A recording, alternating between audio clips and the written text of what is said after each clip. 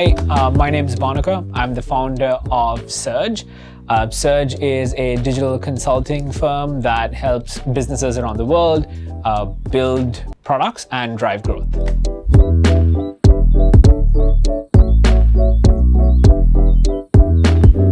I think more than committed, I would like to say I'm curious. I'm in an industry where we get to tackle very, very interesting problems, and it keeps me going.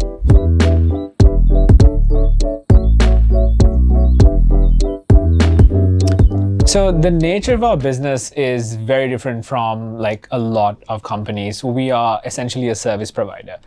We play the role of being the partner in companies that helps advising other organizations. And to be able to do that, we've always had to build a really strong foundational team around this.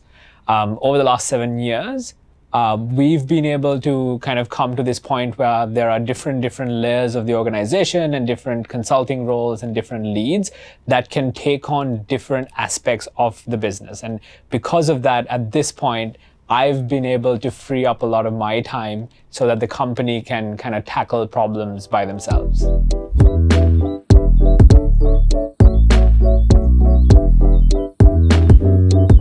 So in terms of what differentiates our business, because we're in the services industry, it's very tricky. If you go out and try to buy a website today to get one built, you can find people that will offer it to you at like $50 and also at $50,000.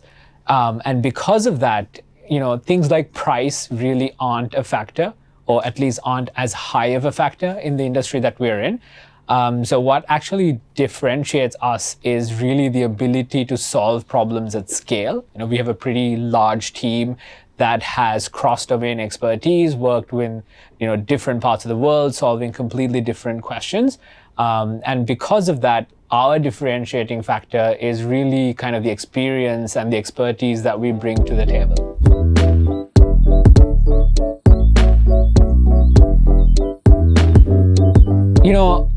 Answering in terms of my business, like what we've seen working with companies is that it's really understanding the balance between product and market fit. So usually the supplier side of the equation is on the product side, and the consumer side of the equation is on the market side. And in an ideal world, economies shift and power moves between the consumer and the supplier. But for us, it's always trying to understand where does that balance lie.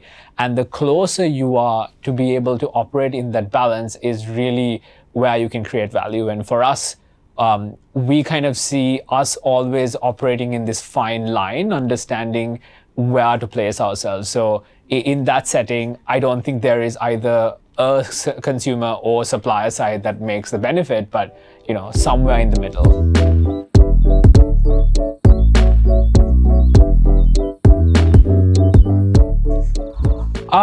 Tricky, especially considering the state of affairs right now. Till today, venture capital, kind of venture debt has been readily available, but with a bit of a global downturn, it becomes hard. And in these kind of situations, I kind of go back to the typical things like places like Y Combinator always go back to and tell you, you're not trying to scale things indefinitely. You're not trying to run negative gross profit margins. If you want to build a business, the underlying thing a business needs to be able to do is drive value for its consumer. And for that, to be able to do that, you need to make money. So the easiest way to fund a business is run something that is alive by default. It shouldn't always need investor funding. It shouldn't need debt. And you can't, look for insanely scalable models where, like you're the Ubers of the world, where the economies only make sense once you reach a certain billions of users. So in a crisis, it's usually always safe to be closer to cash than anything else.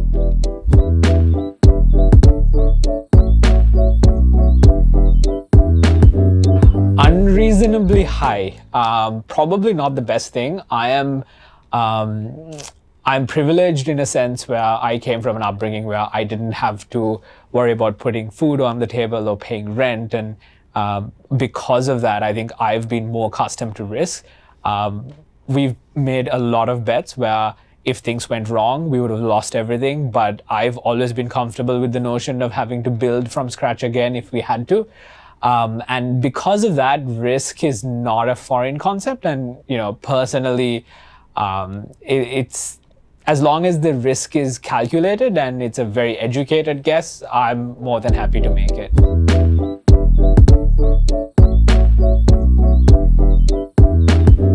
I hope so.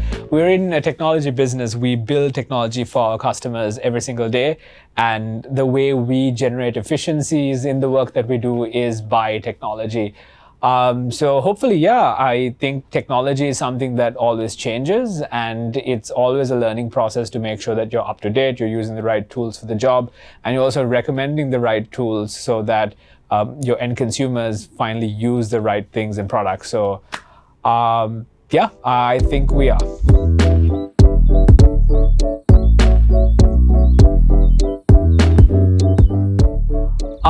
Yes. So Surge is about 7 or 8 years old. When we started, I was mostly a kid. The people around us were people that we met playing video games in, lobby rooms. We probably didn't have the right people in the beginning, but as the organization evolved, as we grew and scaled into different areas and we kind of understood different things in a much more mature sense, the organization has definitely gotten the right people in-house now, which is I think one of the questions you asked earlier was, can you kind of let the business run without yourself? And the reason we can do that is definitely because we have the right people in-house, and quite a lot of them.